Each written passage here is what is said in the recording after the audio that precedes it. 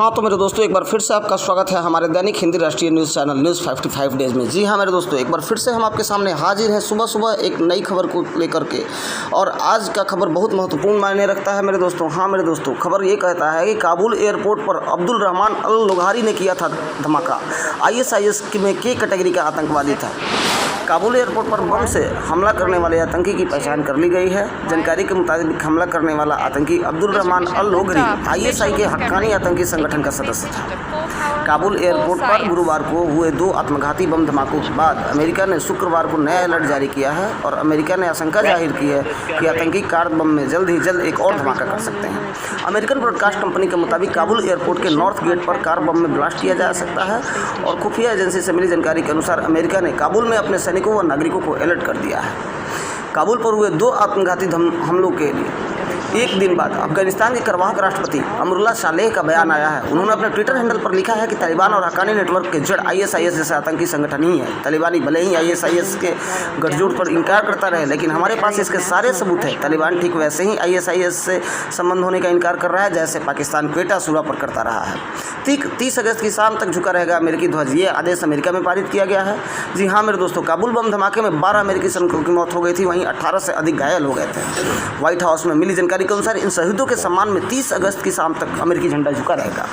Biden इस संदर्भ में अमेरिकी राष्ट्रपति जो बाइडेन का भी बयान सामने आया है। उन्होंने कहा है काबुल धमाके पर अमेरिकी राष्ट्रपति जो बाइडेन ने कहा कि हम माफ़ नहीं करेंगे, हम नहीं भूलेंगे कि हम तुम्हें और इसका हिसाब लेंगे। बाइडेन ने कहा अफगानिस्तान से अमेरिकी नागरिकों को निकालेंगे, हम अपने साथियों को यहाँ से निकालेंगे और हमारा मिशन जारी रहेगा।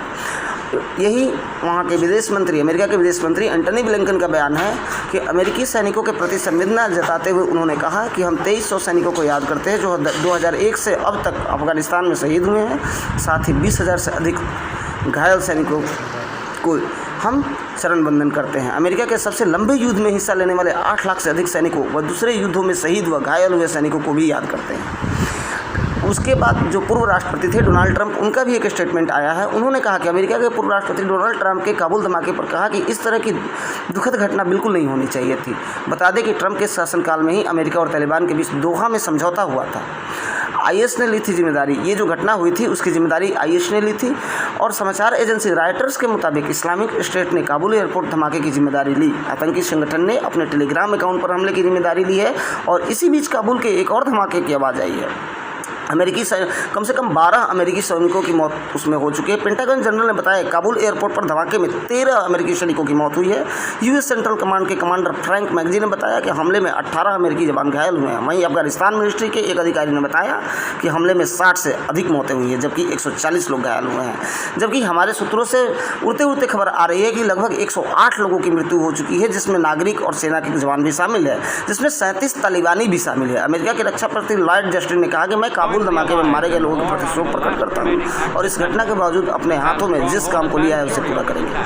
अमेरिकी दूतावास ने अलर्ट जारी किया है। काबुल में अमेरिकी दूतावास ने एक बार फिर से अपने नागरिकों को अलर्ट किया है। दूतावास में अमेरिकी नागरिकों को काबुल एयरपोर्ट की तरफ से यात्रा न करने की सलाह दी गई है। हामिद करजई एयरपोर्ट के बाहर हुए 2 धमाकों के बाद ये अलर्ट जारी किया गया है। आज सुबह भी दूतावास में इसी तरह अलर्ट जारी किया गया था। भारतीय विदेश मंत्रालय ने इसकी निंदा की है। जी हाँ मेरे दोस्तों, इस घटने पर भारतीय विदेश मंत्री S जयशंकर का बयान भी सामने आया है। उन्होंने कहा कि हम इस घटना की कठोर निंदा करते हैं और विदेश मंत्रालय ने कहा कि हम काबुल के धमाके की निंदा करते हैं। हम आतंकी हमले में मारे गए लोगों के प्रति अपनी संवेदना जाहिर करते हैं। ये धमाका बताता है कि हमें आतंकवाद और इससे पोषित करने वालों के खिलाफ सख्त कदम उठाए जाने की जरूरत है। पूरा मामला यह है कि अमेरिकी अधिकारियों ने बताया काबुल एयरपोर्ट गेट नंबर 1 के बाहर एक आत्मघाती हमलावर ने घटना को अंजाम दिया। बताया जा रहा है कि हमलावर फायरिंग करते हुए आया और खुद को बम से उड़ा लिया।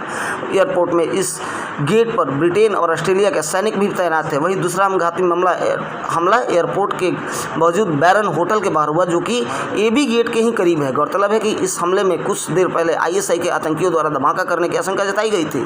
इसका मकसद पश्चिमी देशों के उन सैनिकों को निशाना बनाया गया था जो अफगान में शरणार्थियों को देश से बाहर निकालने में मदद कर रहे हैं। जी हाँ मेरे दोस्तों, तो खबर विस्तार से। धन्यवाद।